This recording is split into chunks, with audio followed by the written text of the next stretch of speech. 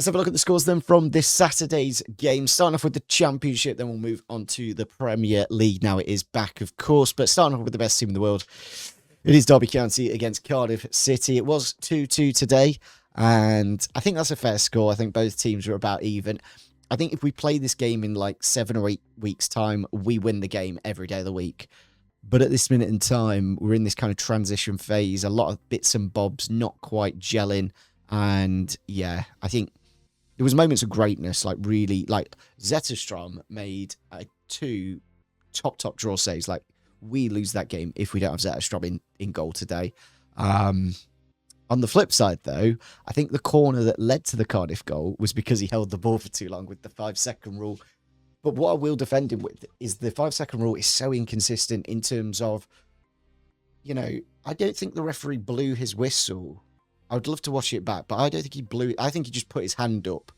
And that's the thing, the consistency on that and when the referee starts his 5-second countdown, because there's sometimes where a player's got the ball, he's got the ball in his hands, you're there like, are you gonna start counting down that ref? And he doesn't, and then he waits 10 seconds, and then he does the 5 seconds. So it's going to take a bit of time to let that gel and, you know, get into the game. But I think on one side it's good, just to keep things rolling, because a lot of the time you get some absolute time wasters, and well, especially under Paul Warren, I think we utilise that quite a bit. Mowat and Travis is going to be an interesting combo throughout the season, I think.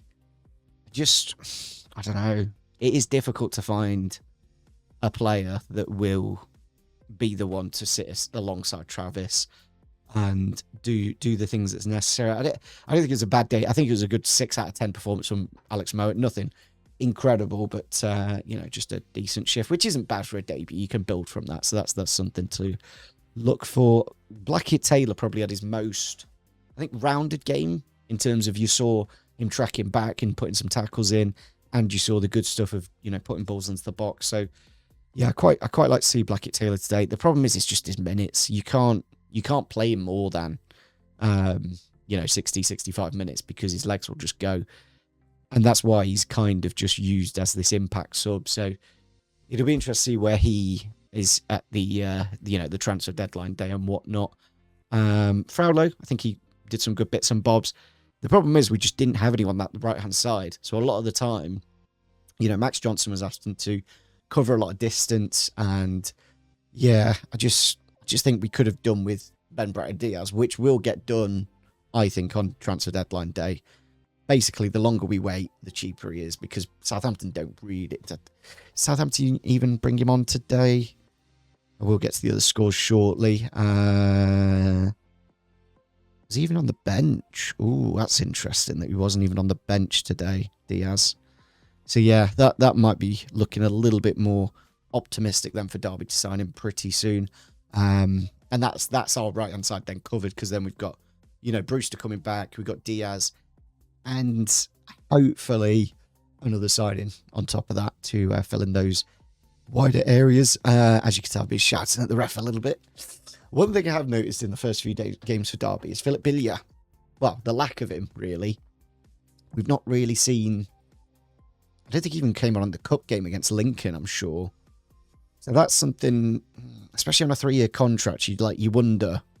Oh, he did play in the League Cup, to be fair. You wonder why have we not, you know, given him a little run out today against Cardiff in the last 20 minutes on the wing, just to see how he does. Obviously, Ryan Hedges has come in to also play on the wing again. It's a decent squad player to have, so you can't really complain. But the one for me was Ryan Niambe coming on. Obviously, he's just putting him in the shot window, and it does kind of control that right-hand side, and means we won't concede there, because Joe Ward is a bit... I think that's the one thing about Joe Ward is he goes to ground late in the game, gives away a penalty, gives away a free kick, and it will lead to losing points. Whereas Joe Ward, attacking-wise, you know, probably the best, easily the best crosser of the ball in this league. So, yeah, I'll take the point, and we'll move on to next week against another Welsh team in Swansea. So looking at the rest of the Championship first, Birmingham 2, Bristol City 2. I didn't actually watch that game. I watched the Lincoln Pompey 12:30 kickoff. I'm not a massive fan of all these. Like, let me have a look at next week, how many 12:30s we've got. Yeah, Derby's is a 12:30. So we have literally three. The thing is, right, you got three 12:30s in the Championship. You got one in the Premier League. You got two in League One and two in League Two. Well, technically three in League Two because you got Rotherham Chesterfield at 1 o'clock next week as well. So you've got, what's that, 3, 4, 5, 6, 7, 8, 9 12:30 kickoffs. Not a fan of that. So you're missing. I don't know. I just feel like you're messing about with fans for no particular reason. But yeah, Birmingham City 2, Bristol City 2. I haven't seen the penalty for Demarai Gray, whether it was a penalty or not. Dan Bollard with a great goal, by the way, on the turn, whacks it in. Good to see him off the mark for Bristol City. Don't think Toller just scored yet, so maybe Ballard will get the next game from the start. We'll have to wait and see. Of course, we had a good point there. As I said, Pompey, the goal from Ebu Adams, that's a Steven Gerrard, classic, and just edge of the box, 30 yards out, smashes it into the back of the net, wins the game, no problem. And I don't see that enough from Derby. Like, Derby's midfield isn't going to do that this season with Mo and Travis. You're not going to get long shots at all.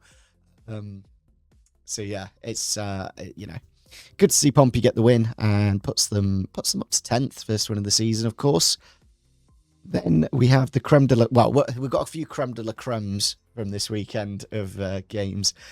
First up with Millwall, smashing Norwich 3-0, and Cordoba sent off for Norwich. So, just after the rant that Philip Clement had midweek, for them to be back-to-back losses now in their first two, yeah, I quite like that. But yeah, nice to see Millwall, starting off very nicely with 2 wins in 2. I did kind of predict them to finish 10th, maybe dropping out of playoffs, but so far so good from them. Then we got Blackburn Rovers, another creme de la creme result, beating Middlesbrough 2-1. I love it. I absolutely love it when, the expected team to kind of win the league is just getting battered. And yeah, that is a big win for Blackburn. I think those 3 points at them and the point against Wolves the week before, massive for their season. Like that just has a good start to things. Obviously with Tony Mowbray there, just knows what he's doing, doesn't he, at the end of the day. Yeah, the mentality is the one thing about, like, there's great players in that Middlesbrough team, but mentality just isn't there for me. Wolverhampton Wanderers winning their first game of the Championship then, 3-1 against Preston. That's just expected. Like, if you can't do that, if you can't beat Preston, what you doing? Like, you look at that Wolves team, it's ridiculous. So, yeah. And then, yeah, Jordan James coming off the bench as well for his first Wolves appearance. A great signing for Wolves. I might do a ranking of signings in the league. See who's done best. QPR drawing 0-0 to Bolton. Not much to say there, really. Decent point, I guess, for Bolton, I guess, away from home. Southampton beating Stoke City 3-1. A bit of a capitulation, it looks like, at the end there for Stoke. Was 1-1 until the 88th minute, and then the former Stoke player he did play Divin Mabama did play there last season, didn't he? Scoring against these old clubs to kind of win it, and then Ryan Manning with the penalty in the 94th minute to secure things there. So a good start for Southampton. Swansea, Sheffield United 0-0. Not much to say there. That's just Championship. But then West Ham United losing 2-1 to Charlton Athletic. Oof. Every single team that beats West Ham. I mean, it's kind of mad that Derby and West Ham aren't exactly like, you look at it that way. Derby are actually doing great, on the same points as West Ham. So yeah, I'm over the moon with that today. When I saw it was 2-0 Charlton, I was like, bloody hell, that's lovely. So yeah, really good start again for Nathan Jones. Only 2 teams to win both of their opening games, and it's the managers that have stuck, the consistency of keeping what you've had from last season. So yeah, Charlton and Millwall top 2. Then looking at the rest of the fixtures after that, we have Wrexham drawing to Watford 1-1. yeah, that's just. I think Watford have done a little bit better than expected, performance-wise, in their first two. Wrexham drawing both of theirs, obviously drew against Cardiff earlier in the week. So yeah, there's the Championship kind of summarised. Nice to see Charlton and Blackburn getting their wins. Two teams you expect in the bottom 20, but getting those wins will get them a little bit closer to that 50-point mark a little bit sooner. Into the Premier League then. Obviously, first week, and some big results. Starting off with Hull City beating Manchester United. It's just lovely. I think there was a fact. It's the first time Man United have lost an opening game of the season to a newly promoted team, and that just it just adds even more delight to it. I think Harry Maguire messed up on one of the goals. I think I remember seeing that. And yeah, not the best. I don't know. For me, Man United, it's they've gone for Tielemans and Andre Santos as a 2. And does it mean just Kobbie Mainoo's not going to play? Like, that is the mad thing about Tielemans and Mainoo. They're very similar. So you do wonder how that dynamic's going to work in the midfield, because you got to play Bruno, and then you've got to, juggle the rest of the team around that. So yeah, that'll be interesting to see how that develops over the next few weeks. Everton beating Palace 2-0. Dewsbury Hall and Theo Barry with the goals. Yeah, I think Palace is definitely one to keep an eye out for. Ooh, do you know what I mean? Especially with the Mateta. Did the Mateta play today? And then, because the news story came out that he's gone to FIFA to, what was it? What was the news story that he's gone to, like, his contract shouldn't have been extended? Mateta claims final year of Palace deal is invalid. But when did this news story come out? Because if he's played today, when that's come out, that is rather interesting. Yeah, Palace is definitely one to keep an eye out in the Premier League. Ipswich winning their first game of the season. Jack Clark against his former club, getting the goal to get Ipswich a really big 3 points to start the season. It is nice to see both Hull and Ipswich picking up 3 points against two teams that did very well last year, to be fair. So that's a nice thing to see. Of course, into the next fixture we have. These next two are lovely. They're both absolutely delightful. Leeds United, 88th minute winner at the City Ground against Forest. Wow, that is delightful. Leeds, I think, are going to have a great season, because what they've done is they've got that 3-4-3, and bringing in Harry Wilson into that team, bringing in Trafford in goal, is really sensible, like really good business. And yeah, Daniel Farke should have an absolute delight this year.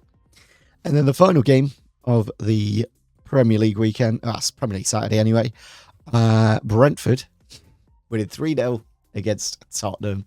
So many people predicted Tottenham to, we've spent 300 million, we'll get into the top 4. No.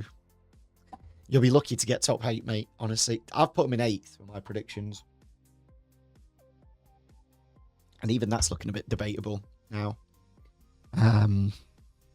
It's the midfield for me, because they've got Matthias Fernandes, Tonali Bergvall, Conor Gallagher, and Bentancur to some extent. Like, he's decent as well. So, like, how do you balance all of that? I do feel like they've got a lot of interesting bits. Obviously, it's going to take a bit of time for that team to gel, because it is just so much change. Archie Gray, great central midfielder, but had to play right back today. With Van Hecker and Senesi and Robertson all coming into the team. So yeah, it's a big change. Mikey Moore looked quite decent, but other than that, not much to really report from Tottenham, in my opinion. But yeah, Brentford, again, like Millwall and Charlton, the consistency from last season, having the kind of same squad, same personnel, and just trusting it, does seem to have paid off nicely. So yeah, there is all of the Premier League and Championship games summarised. In terms of League One and League Two, there was some interesting ones, actually. Let me just... Leicester lost to Burton Albion. That's funny. If you haven't seen already, go and watch Bristol Rovers against Newport, because what's his name? Camwa, I think, basically ran the length of the pitch and did an Adebayor. And that's the beautiful game in a nutshell. But yeah, good win for Bristol Rovers, of course. And I think that's about it in terms of shock. I did also see a defender went in goal for Tranmere, I think. Yeah, it was Tranmere, wasn't it?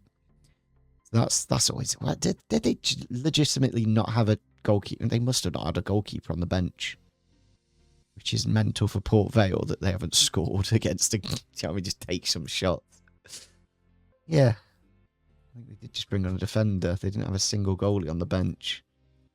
That's a lesson from Football Manager, always have a goalkeeper there, because if you don't, he's going to get injured, your first choice. So, yeah, hopefully you guys did enjoy my thoughts and feelings of the results from this Saturday. Let me know in the comments, guys, who you think's done really well so far in the opening few games of the season. Drop a like if you did enjoy, subscribe if you're new to the channel, and we'll catch you all next time.